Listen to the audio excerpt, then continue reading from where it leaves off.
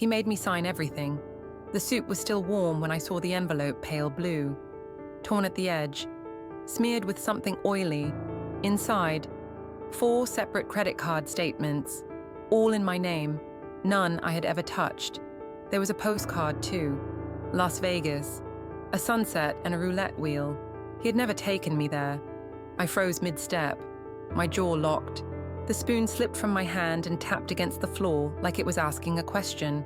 For a moment, I wasn't a person. I was paperwork someone else filled out. How do you know your name isn't being used behind your back? Irene Laverne had lived in the same cedar frame house for nearly 40 years. It sat on the quieter side of Hendersonville, North Carolina, just far enough from the highway to hear the birds more than the traffic. She kept her curtains open, her porch swept, and her kitchen calendar always turned to the right month. At 66, she didn't drive far anymore, but she remembered every neighbor's dog by name. Her husband, Raymond, had once managed the storage docks at a large grocery chain. He liked his shirts ironed, his lunch quiet, and his finances in perfect order, or so he claimed. He handled all the money Irene let him. She had worked as a receptionist at a small veterinary clinic until arthritis made her hands too stiff for phones and files. She trusted Raymond.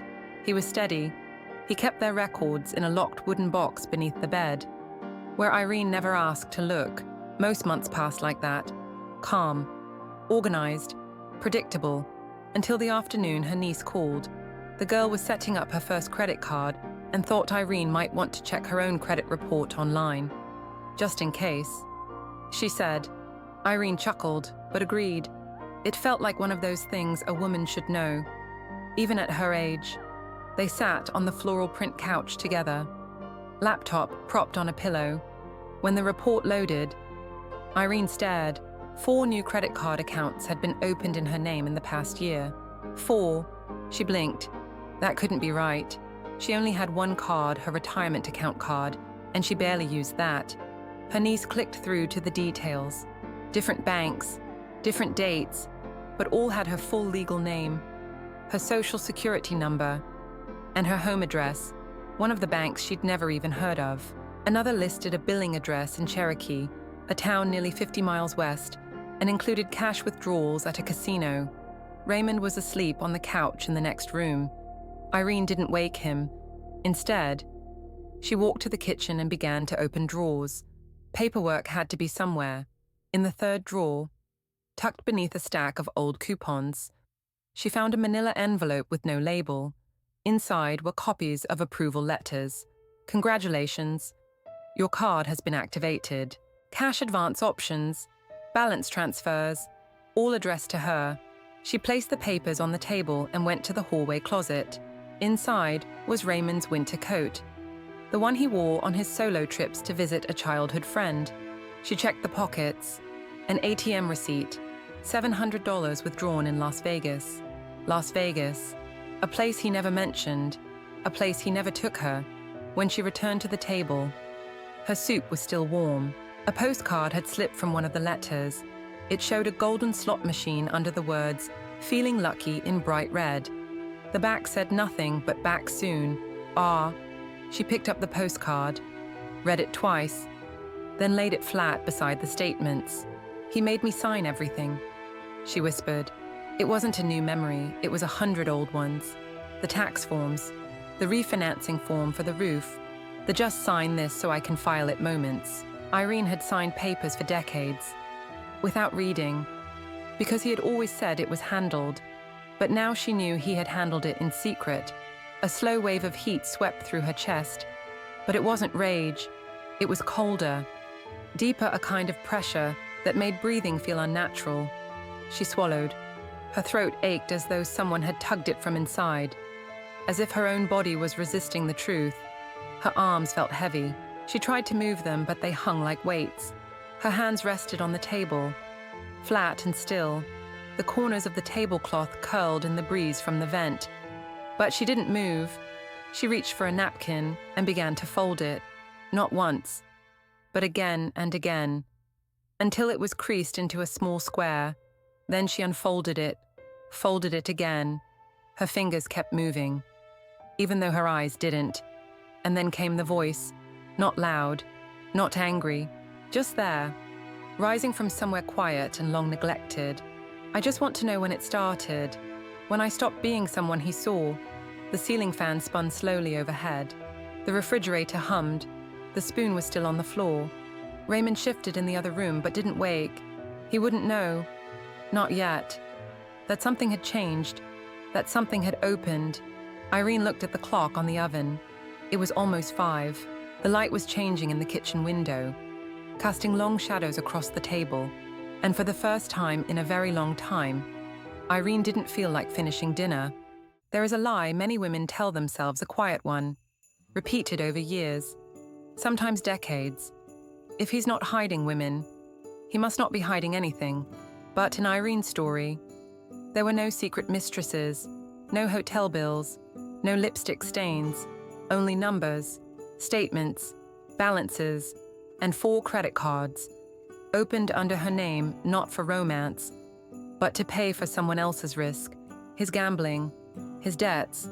This is identity theft in marriage, not the kind where a stranger hacks your account, but the kind that happens with your own spouse, the person who sits beside you at dinner, who knows your maiden name, your date of birth, your social security number, and uses all of it against you.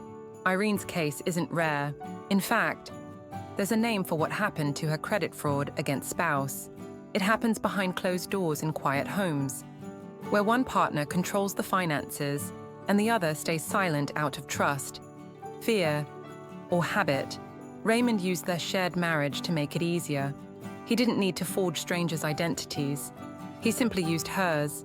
Every signature she ever gave him became practice for the ones he forged. But Irene played a part too, not in the fraud, but in the silence. She never asked for login access, never insisted on reading the fine print. She let him manage the papers, the passwords, the bank visits, because she believed they were on the same side, until she learned they weren't. The truth is hard but necessary. Marriage does not cancel individual financial rights. What Raymond did was not just a betrayal, it was unauthorized debt in a relationship. It is illegal, and it has consequences. Irene was not legally responsible for the debt, because it was opened without her knowledge or consent. But it took proof, paper trails, reports, time. This is why financial infidelity is no longer just a private issue. It's a legal one. The law protects people like Irene, but only when they speak, act, and document. Trust must be mutual, but protection must be personal. There are steps that saved her, and they can save others. First, she filed a formal identity theft report with the Federal Trade Commission. Then, she contacted the major credit bureaus Equifax, Experian, and TransUnion and placed a fraud alert. Finally, she hired a civil attorney and filed suit proving Raymond had acted alone, without her consent. In creating the debt, each step restored a piece of her name. Each form she signed this time, with full knowledge, was a step toward reclaiming the life he tried to bury under numbers. After the court ruled in her favor, Irene folded her sweaters one by one and placed them into a small suitcase. She chose only what she needed: 3 dresses, her reading glasses, a wooden comb, and 2 old photographs. One showed her in her first uniform, fresh out of school, standing straight by a clinic door. The other was of her parents, smiling beside a river in 1948. She didn't take anything else. She left the house with the calm of someone who no longer owed anyone an explanation. Her new apartment in Flat Rock was quiet. 1 bedroom, 1 window that looked out to a parking lot. But every letter that came through that door had her name on it. Her full name. No shared bills, no hidden statements, no locked drawers under the bed.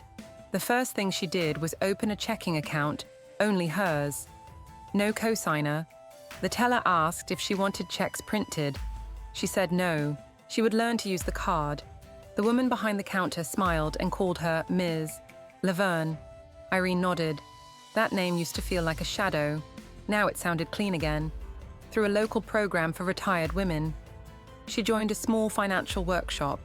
They taught her how to log into her accounts online, how to recognize phishing emails, how to track her own credit report every 3 months.